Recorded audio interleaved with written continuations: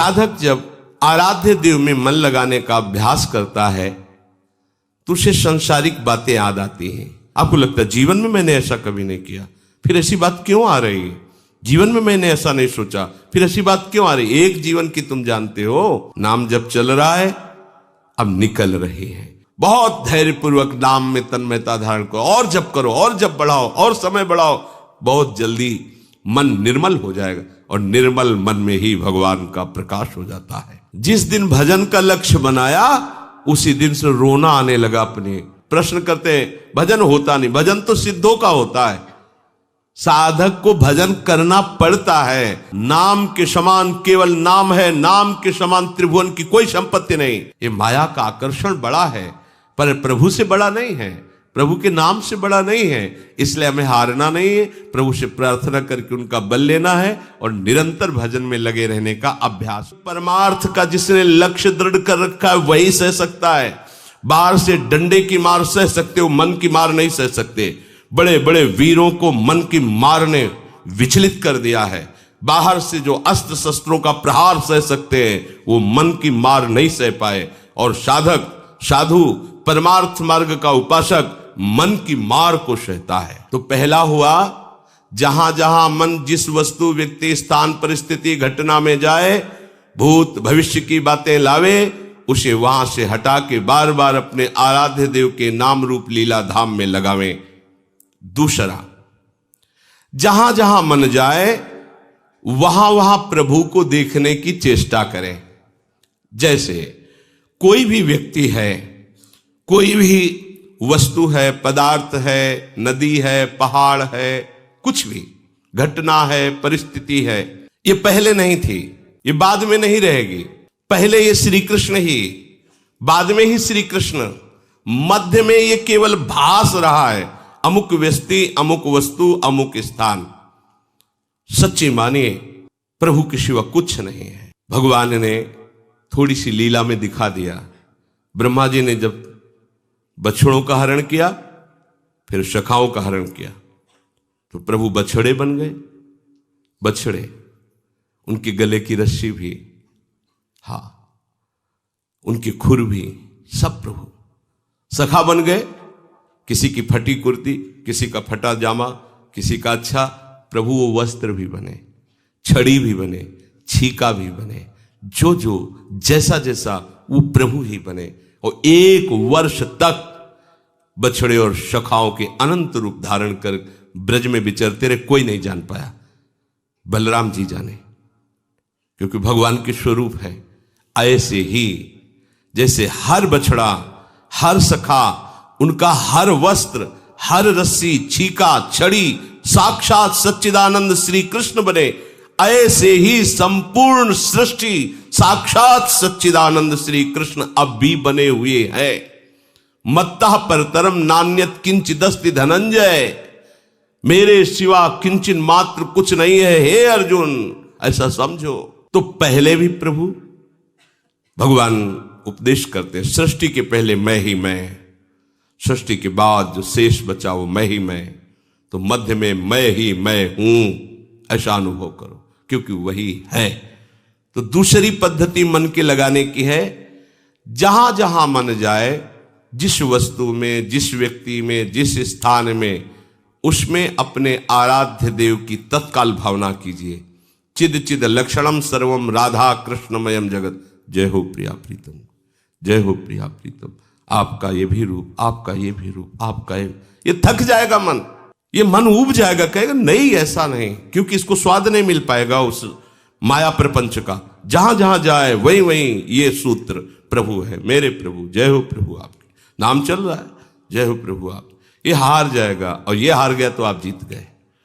जहां ये हारा आपके अधीन हो जाएगा, इसको निराश करना है, इस बात से निराश हो जाएगा।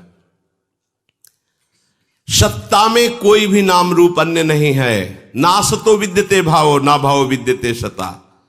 असत की सत्ता नहीं, सत का कभी अभाव नहीं। सच्चित आनंद घन प्रभु श्री कृष्ण, कभी अभाव नहीं, कहीं अभाव नहीं, कण कण में विराजमान। मन जहां जहां जो जो चिंतन करे वही भगवान का चिंतन करो।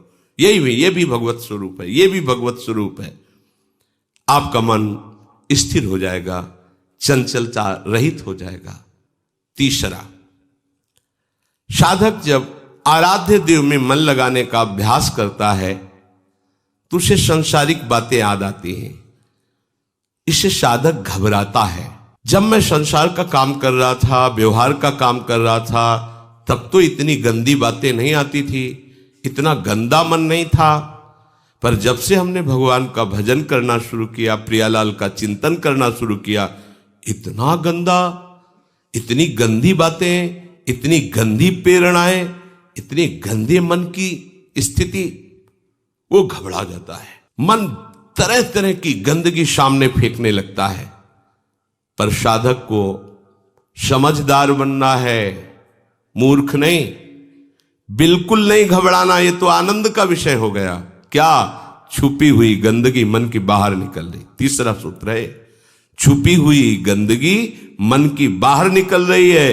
अब नाम भगवान का डंडा चल रहा है। अब अंदर से जितने गंदे गंदे विचार, गंदी वृत्तियां जन्म जन्मांतरों के साथ निकल रही हैं। आपको लगता है जीवन में मैंने ऐसा कभी नहीं किया, फिर ऐसी बात क्यों आ रही है? जीवन में मैंने ऐसा नहीं सोचा, फिर ऐसी बात क्यों आ रही? एक जीवन की तुम जानते हो, अनेकों जीवन के संस्कार इसमें भरे हुए हैं। जब साधक का उद्देश्य भगवत प्राप्ति बन गया तो विश्वास करो, अब उसके अंदर ये गंदी वृत्तियां प्रवेश नहीं कर सकती। तो ये आई कहां से? जमा है। नाम जब चल रहा है, अब निकल रही है ये गंदी बातें, गंदा चिंतन। और अगर आप चूक कर गए तो गंदी वैसी क्रियाओं में उतार देगा।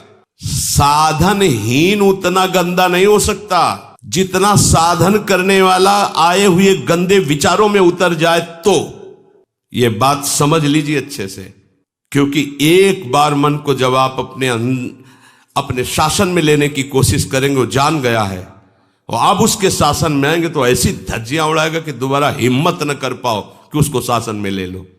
बहुत बुरी तरह पतन करवा देता, बहुत बुरी तरह। इसलिए देखो, बहुत ध्यान देने की बात है। जब उपासक अपना लक्ष्य बना लेता है कि मुझे भगवत प्राप्ति करनी सच्चे हृदय से, तो पहली बात तो समझ लो, उसके हृदय में अब गंदे विचार, अपने संस्कार नहीं डाल सकते, क्योंकि लक्ष्य विराजमान है। जब कोई सच्चाई से साधन में चलता है तो उसकी मन स्थिति में जितनी भी पाप प्रवृत्तियां हैं वो सब निकलती हैं। आप धैर्यपूर्वक रहिए, चुप रहिए, शांत रहिए। जब कोई सांसारिक कार्य करता है उस समय मन घसीटता है कुप्रवृत्तियों को, तो साधक को समझ में नहीं आता है। जब आप गंदे कार्य कर रहे होते हैं, शास्त्र विरुद्ध कार्य कर रहे होते हैं, तो आपका मन पूरे सपोर्ट में होता है। कभी वो आपको ऐसा नहीं कि गंदा कार्य कर रहे हैं दूसरा चिंतन करवा दे। ध्यान देना, जब आप विषय सेवन कर रहे होते, गंदे कार्य कर रहे होते, गंदे दृश्य देख रहे होते, गंदी बातें सोच रहे होते, तब आपको कहीं भी मन विक्षेप नहीं पहुंचाएगा। क्यों?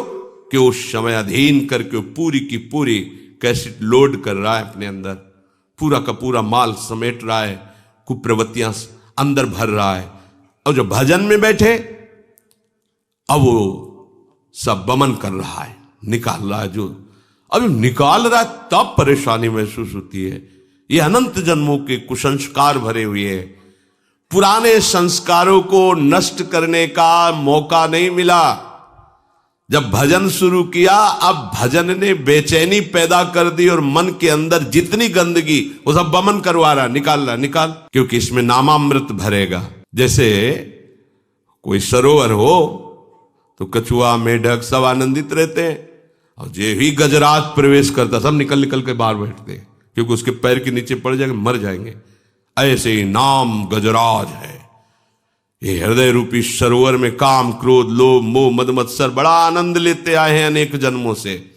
अब गुरु कृपा से नाम मत गजराज प्रवेश किया, और जे ही ये प्रवेश निकल के भाग। अब साधक हो, इतनी गंदी बात, अगर कोई जान जाए कि हम इतना गंदा सोचते हैं, यार क्या होगा? कुछ नहीं।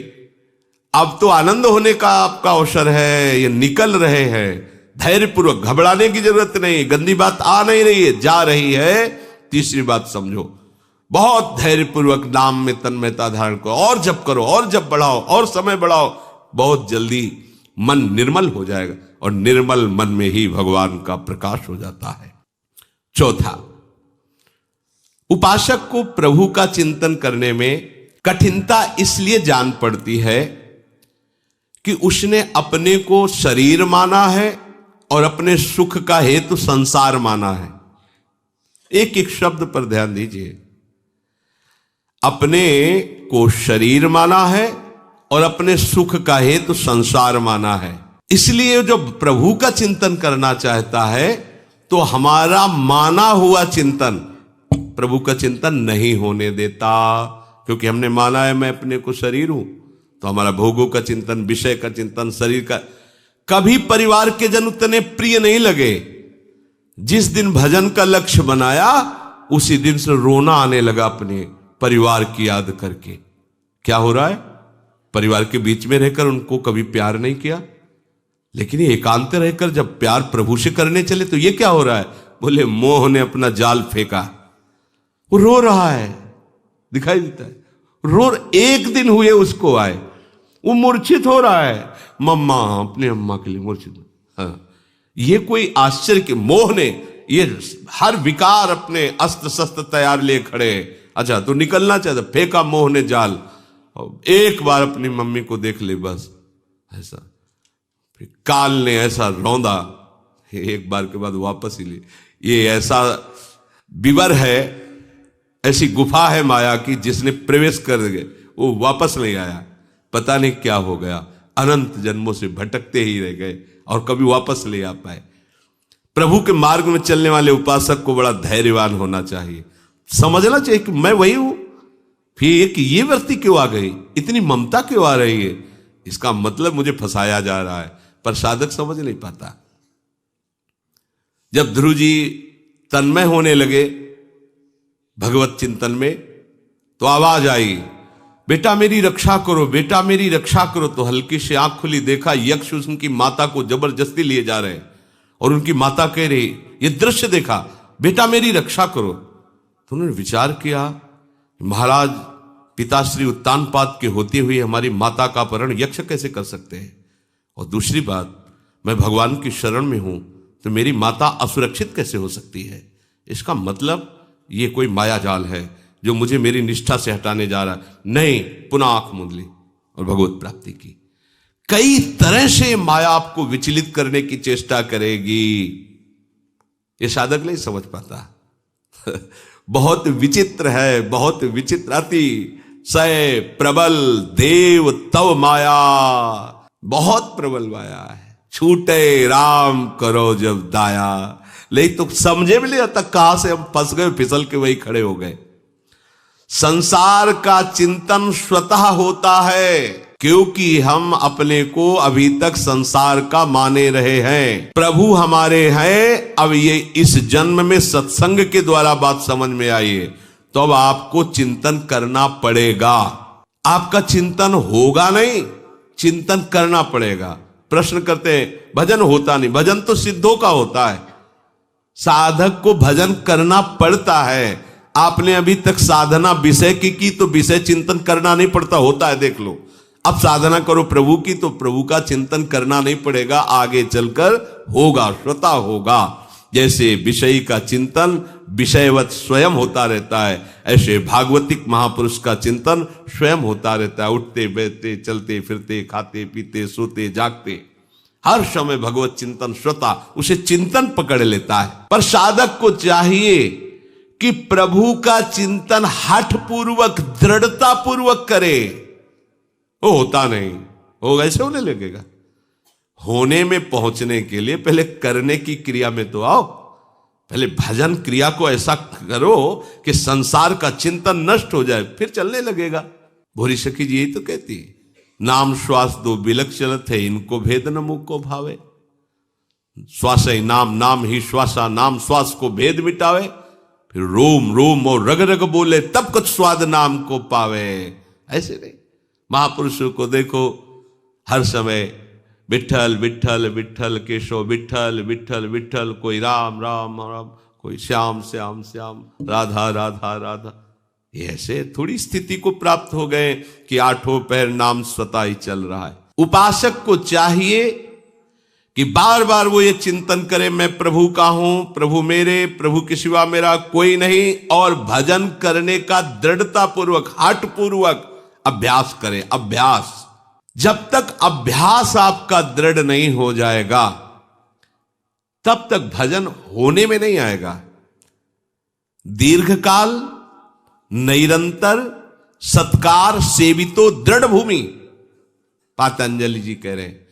बहुत लंबे समय तक निरंतर सत्कार पूर्वक, सत्कार नाम के समान केवल नाम है, नाम के समान त्रिभुवन की कोई संपत्ति नहीं। तो कोई भी संपत्ति हमारे सामने आ रही हो हम नाम नहीं छोड़ेंगे, कोई भी विपत्ति आ रही हो हम नाम नहीं छोड़ेंगे। ये नाम का सत्कार है। हम कितना सत्कार करते हैं। फालतू में बैठे व्यर्थ का चिंतन घंटों करते रहेंगे, हमें पश्चाताप नहीं होगा कि हमने नाम जो गुरुजी ने दिया है उसका विस्मरण कर दिया। बहुत पश्चाताप होता है। सर्वाश्चर्य में भगवान नाम है, क्या क्या नहीं हो सकता। तो चौथी बात, साधक को मन लगाने के लिए यह बात सोचनी है कि मैं प्रभु का हूं, प्रभु मेरे हैं, सुख का हेतु केवल प्रभु हैं, और उन प्रभु की प्राप्ति के लिए मुझे भजन करना है, करना है, करना है। भजन करना है, भजन होता है नहीं, भजन करना है। पांचवी बात, भजन करते समय साधक को यह सावधानी रखनी है कि उसके मन में कोई कार्य करने वाली बात न रह जाए। कई बार ऐसा हुआ है, जैसे कहीं ऐसे स्थान में बैठे कि खिड़की खुला है, बार बार मन वो खिड़की खुला है, अब वो खिड़की खुला है, रखो माला, पहले खिड़की बंद करे, आओ बंद कर दो, फिर बैठ जाओ। फिर वो किसी तीसरी बात में आ जाएगा, आवश्यक है वो भी कर लो, अब फिर बैठ, फिर उसको डांट लगाओ, चुप सावधान। पहली बात देखना कोई आवश्यक कार्य तो नहीं रह गया है, ओ ये भजन हो जाए फिर ये करना है, नहीं नहीं, अगर उस समय संभव है तो उसे कर लो, नहीं उसे समझाओ कि हम बाद में कर लेंगे, नहीं अभी भजन कर। भजन के समय मन के लिए कोई कार्य न रखें, भजन के समय मन के लिए कोई कार्य न रखें। अमुक कार्य करना है, अमुक स्थान पर जाना है, अमुक व्यक्ति से मिलना है, अमुक व्यक्ति मिलने के लिए आने वाला है, ये बातें न रखें भजन के समय, नहीं तो फिर गड़बड़ हो जाएगा। ये मन केवल उसी बात का इंतजार करवाएगा, चिंतन करवाएगा। हमें इस समय भजन ही करना है, शांत मन करके भजन में लगाना है, ये निश्चय करें। छठवां, भजन करते समय संकल्प विकल्प की भीड़ लगने लगती है। ऐसा किया जाएगा, ऐसा नहीं, ऐसा करेंगे तो ऐसा हो सकता है, नहीं ऐसा हो। वो संसार का संकल्प विकल्प करने की कोशिश करेगा। बस आपको सावधान रहना है। ये संकल्प विकल्प काटने के लिए बहुत बढ़िया उपाय है, जो अपने लोगों ने भी किया था। शरीर स्वस्थ है तो सब लोग कर सकते हैं। सावधानी पूर्वक जैसे स्वस्थ आसन में, सुखासन में बैठे, वो नाक पकड़ने की जरूरत नहीं, श्वास लंबी खींचो, ऐसे खींच के फिर छोड़ दो, फिर लंबी खींचो। बिल्कुल अनुभव किया हुआ, लाखों बार का है ये, लाखों बार किस लिए इसी में लगे ही रहे, लाखों बार का अनुभव है। भजन करने के पहले शांत बैठो, फिर लंबी सांस खींचो, कुछ पकड़ने की जरूरत नहीं, ऐसे, और फिर छोड़ दो पूरी। अगर हिम्मत है तो छोड़ने के बाद रोक दो, मंत्र चलाओ, एकदम प्राण व्याकुल हो, फिर लंबी खींचो, फिर छोड़ दो, बस फिर रोक लो। दूसरी प्रक्रिया, लंबी सांस खींचा, रोक लिया, मंत्र चलाओ, जब प्राण निकलने तो फिर छोड़ दिया, फिर लंबी सांस लिया, फिर अंदर रोक लिया। दो प्रक्रियाएं, समझ गए? खींचा, छोड़ा, रोक दिया, जितने सेकंड रोक पाओ, फिर खींचा, छोड़ा, रोक दिया। दूसरी प्रक्रिया, खींचा, रोक दिया, फिर छोड़ दिया। बहुत जल्दी संकल्प विकल्प का नाश हो जाएगा। अब देखना, करके देखना, 2-4 बार तो खींचा छोड़ दिया, खींचा छोड़ दिया प्रारंभ में, फिर खींचा छोड़ दिया रोक दिया, खींचा छोड़ दिया रोक दिया, फिर खींचा रोक दिया, फिर छोड़ दिया, खींचा, रोक दिया, छोड़। ये 2 मिनट, 4 मिनट, 5 मिनट जितना अभ्यास आप कोई भी करके, इसमें किस प्राणायाम पद्धति के लिए कोई इसमें कोई नुकसान नहीं। जैसे कुंभक रेचक पूरक आदि करने में बहुत योगी की, गुरु की आवश्यकता है। अगर ये प्राणायाम बिगड़ जाए तो वायु रोगी बना दे, कई तरह की परेशानियां पर। इसमें कोई परेशानी नहीं, ये बिल्कुल सहज है। और इसमें हम कह रहे लाखों बार का अनुभव है, मन को तत्काल शांत करने का उपाय। तत्काल आप खुद करके देखना, एकांत में, या मत शुरू कर देना, एकांत में देखना, आपको तत्काल मंत्र में लगने के लिए मन आपका तैयार, बड़ी शांति मिलेगी आपको, इससे स्वास्थ्य भी ठीक रहेगा। सामने देखते हुए किसी एक बिंदु पर नेत्र को टिका देना, यह उपाय है। मन को किसी एक बिंदु पर, कोई एक बिंदु आसपास चयन कर लीजिए। दीवाल है, वृक्ष है, कुछ भी है, नहीं है तो आप निर्धारित कर लीजिए। किसी भी, कुछ तो होता ही है दृश्य सामने। अपने रूप तो जैसे तो आकाश की तरफ करके ऐसे कर, बस अब आंख जम गई और उसी में मंत्र लिख रहे, खुली आंख, पलक नहीं झपकने देंगे, बस बार बार मंत्र। थोड़ी देर में आंखों में जलन होगी, फिर बंद कर लीजिए। हो सकता है आंसू भी निकलने लगे, फिर खोल लीजिए। अगर आप ब्रह्मचर्य नहीं तो ये मत करना, इसकी क्षमता केवल ब्रह्मचारी की है। इसे त्राटक क्रिया कहते हैं। इससे मन बहुत जल्दी वश में होता है, बहुत जल्दी। ये बिल्कुल, इसका तो देखा है। और ऐसा एकाग्र पुरुष जो संकल्प करेगा वही हो जाएगा, उसकी क्षमता के अनुसार।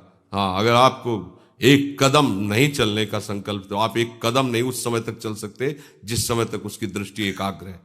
ये यौगिक क्रियाएं हैं, इनके द्वारा मन को समाधान। और सबसे सहज सरल किया प्रार्थना।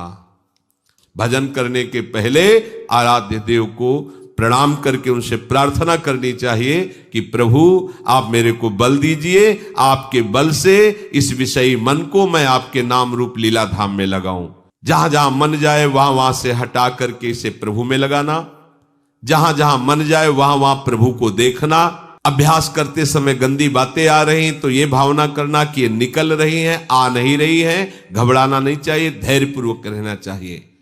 उपासक को संसार के चिंतन में सहजता होती है, प्रभु के चिंतन में कठिनता होती है। इसीलिए प्रभु का चिंतन करना होता है। करते करते वो सिद्ध भावना में होने की पहुंचता है। इसलिए प्रारंभ में नहीं देखना चाहिए कि मेरा भजन तो नहीं होता है।